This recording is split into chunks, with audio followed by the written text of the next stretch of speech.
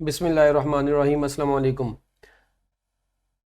Electromagnetic induction का जो next unit है हमारा, उसका नाम है जी, जो नेक्स्ट टॉपिक है इसका नाम है जनरेटर एंड मोटर। तो जनरेटर और मोटर के एमसीक्यूज नहायत ही आसान है बच्चों, आप लोगों ने अच्छे तरीके से इनको ध्यान से सुनना है और इन्जॉय करना है। कहते हैं the output of AC generator, जो आउटपुट होती है एसी जनरेटर की, वो है V is equal to V naught sine omega t. The instantaneous value of the voltage will be equal to the VRMS। अब देखें, आप लोगों को कहता है जो इंस्टेंटेनियस वैल्यू होती है वो VRMS के बराबर क्या हो जाएगी। पहले तो बताएं, VRMS बराबर होता है V naught over under root 2। तो अब वो कहता है जो VRMS है वो V naught over under root क्या आ गई है बच्चों, 2 आ गई है। तो instantaneous value of the voltage अगर RMS वोल्टेज के बराबर हो जाए तो वोल्टेज सोर्स क्या होगा। अब आप देखें, अगर यहां पे थोड़ा गौर से देखें, the instantaneous value of the voltage will be equal to RMS value. मैं एक काम करता हूं, अगर मैं ये इक्वेशन यहां से निकालता हूं, V is equal to V naught sine omega t. ठीक है, अच्छा, अब मैं इंस्टेंटेनियस वैल्यू को VRMS के बराबर पुट कर देता हूं, उसने खुद बोल दिया, और ये V नोट यहीं पे sine 2 pi over capital T into small t यहीं पे। अब VRMS को उसने बोल दिया, जो इंस्टेंटेनियस वैल्यू उसको उसने बोल दिया VRMS के बराबर है। अब VRMS हमें पता है V naught over under root 2 होता है, ये V नोड वैसे ही sine 2 pi over capital T into T, वैसे ये V नोड से कट गया, तो ये इधर आएगा तो साइन इनवर्स हो जाएगा, तो ये बन जाएगा sine inverse 1 over under root 2 is equal to 2 pi over capital T into small t. अब ये sine inverse 1 over under root 2 जो होता है, ये T बाय, ये होता है बच्चों आपको पता है पाई बाय 4 होता है ना, ठीक है, 45 डिग्री। 45 डिग्री जो होता है वो T बाय किस पे आता है, आपको पता है, जो 45 डिग्री होता है वो बेसिकली T बाय 4 पे आता है। तो T by 4 is equal to 2 pi over capital T into small t. ये T इस T से कट गया, तो ये 2 इधर आके 4 से मल्टीप्लाई हो जाएगा। सॉरी, यहाँ पे हमने थोड़ी सी मिस्टेक कर दी है, यहाँ पे आपने T बाय 4 क्यों पुट किया है, वो तो टाइम इंटरवल T बाय 4 थोड़ी होगा, वो तो एंगल होगा, एंगल होगा पाई बाय 4। तो pi by 4 is equal to 2 pi over capital T into T. वैसे भी वो T से कटना नहीं था। अब ये पाई इस पाई से कटा, ये T इधर चला गया, 2 इधर आ गया, तो बच्चों आपका जो आंसर आ गया वो आ गया T बाय 8। तो आपकी इस एमसीक्यू का आंसर बन जाएगा बच्चों डेल्टा। नेक्स्ट एमसीक्यू है, एक लूप है, उसका एरिया इतना है और वो रोटेट कर रहा है 60 रेवोल्यूशन पर मिनट से, तो आप इसको रेवोल्यूशन पर सेकंड से सबसे पहले 2 पाई से मल्टीप्लाई करवा के तो रेडियन पर सेकंड में कन्वर्ट करें। मैग्नेटिक फील्ड 0.4 टेस्ला है, 100 टर्न्स है लूप की। मैक्सिमम वोल्टेज, अब मैक्सिमम वोल्टेज जो होता है वो नवाब के बराबर होता है, N ओमेगा ए बी। अब N भी है, ओमेगा भी है, A भी है, B भी है, जस्ट यहाँ पे वैल्यू पुट करें और आपके पास आंसर आ जाएगा बीटा। एक क्वाइल है, उसका एरिया आपको दे दिया गया है 80 into 10 raise to power -4 metre square, number of turns दे दी गई हैं और ये 2000 रेवोल्यूशन पर मिनट है। तो हम क्या काम करेंगे, इसको 2 पाई से मल्टीप्लाई और 60 से डिवाइड कर देंगे, तो हमारे पास रेडियन पर सेकंड में आंसर आ जाएगा। मैग्नेटिक फील्ड भी आपको दे दी गई है, maximum value of EMF E naught is equal to N omega A B. तो बच्चों N भी है, ओमेगा भी है, A भी है, B भी है। जब आप वैल्यू पुट करेंगे तो आपके पास जो आंसर आएगा वो आ जाएगा चार्ली। ठीक है जी, तो मैक्सिमम वैल्यू जो EMF की आएगी वो आप लोगों ने यहां से फाइंड आउट कर देनी है। इसके बाद नेक्स्ट बच्चों, एक कॉइल है, उसका एरिया 80 सेंटीमीटर स्क्वायर है, 50 टर्न्स हैं, 2000 रेवोल्यूशन पर मिनट है, मैग्नेटिक फील्ड 0.05 टेस्ला है। The maximum value of the EMF developed, तो वही E is equal to maximum EMF है, तो बच्चों नवाब। तो अब देखें N यहां पर 50 है, ओमेगा आपको दिया गया है 2000 रेवोल्यूशन पर मिनट, ठीक है ना, इसको हम 60 से डिवाइड कर देते हैं। और उसके बाद एरिया आपको दे दिया गया है 80 इंटू 10 रेज टू पावर -2, ठीक है। और उसके बाद रह गया बच्चों मैग्नेटिक फील्ड, तो मैग्नेटिक फील्ड है 0.05।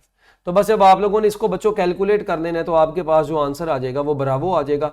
ये अक्सर बच्चे इस V को, भाई ये V वोल्टेज का यूनिट है, ये वैल्यू लिखी, यूनिट लिखा हुआ है, इससे परेशान नहीं होना।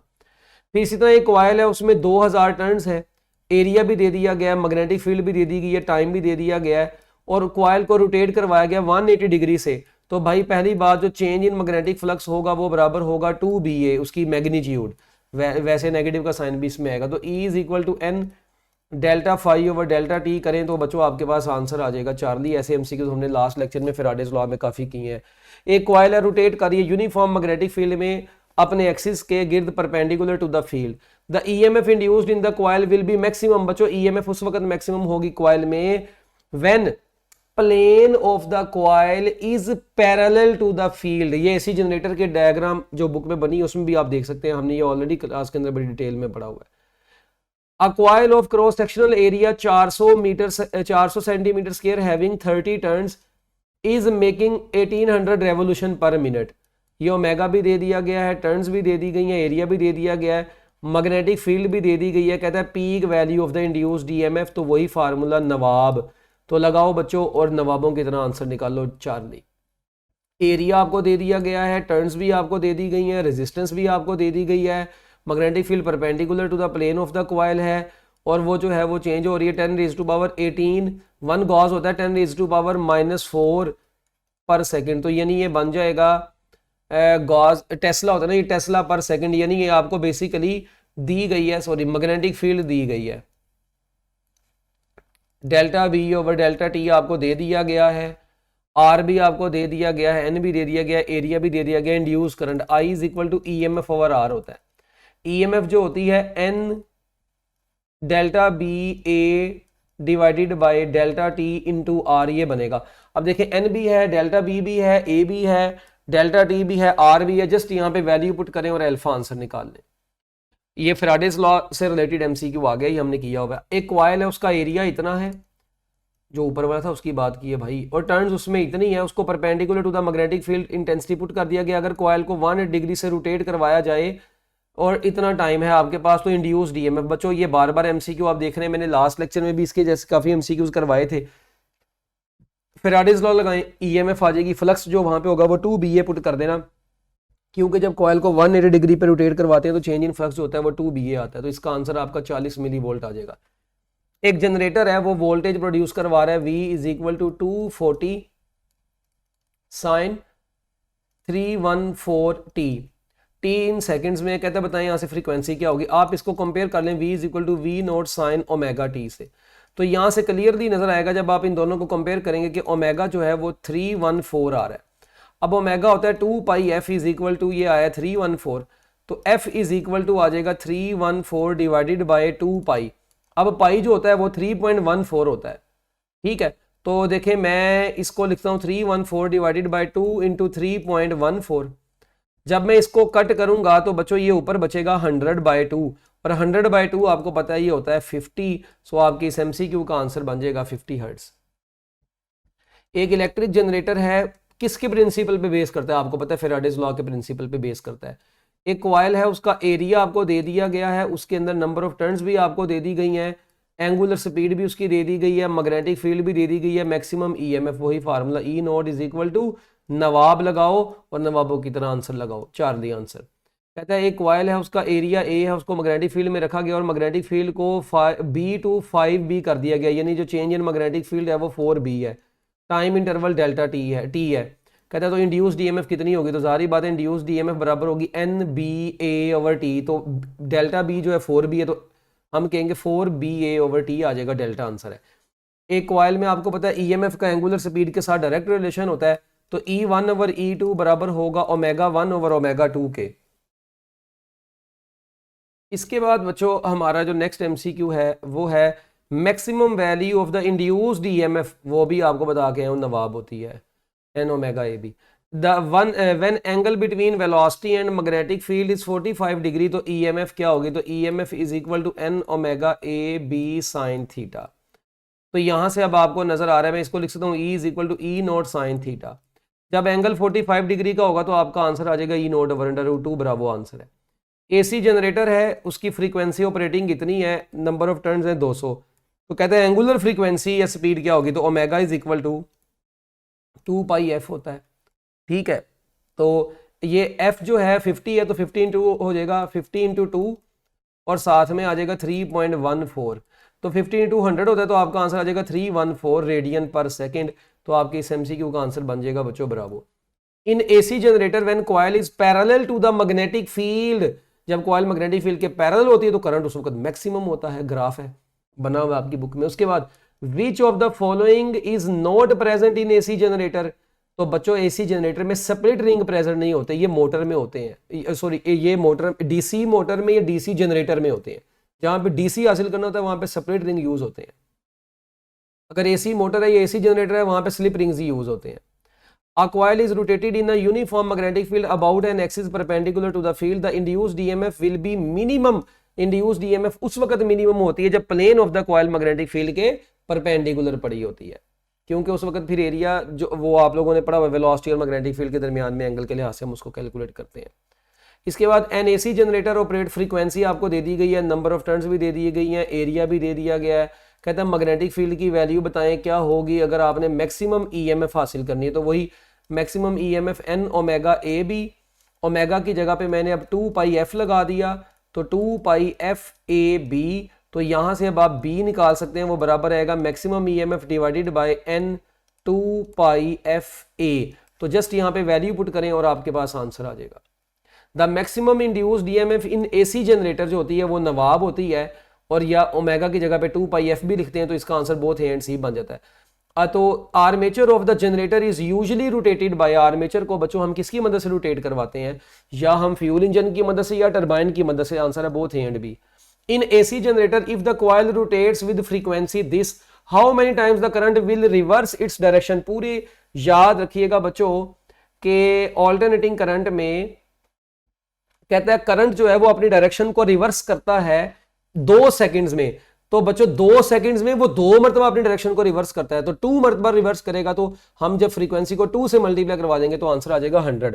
तो याद रखिएगा एक साइकिल में जो करंट होता है वो अपनी डायरेक्शन को एक बार चेंज करता है।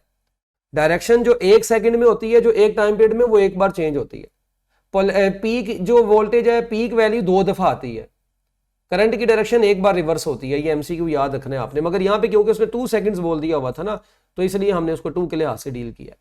अब करंट का फार्मूला आपको पता है, EMF जो होती है वो E नॉट साइन थीटा होती है, तो करंट का फार्मूला होता है EMF ओवर R। तो EMF की जगह पे E not sine theta put करें नीचे R, तो E नॉट ओवर R जो हो जाएगा ये I नॉट हो जाएगा।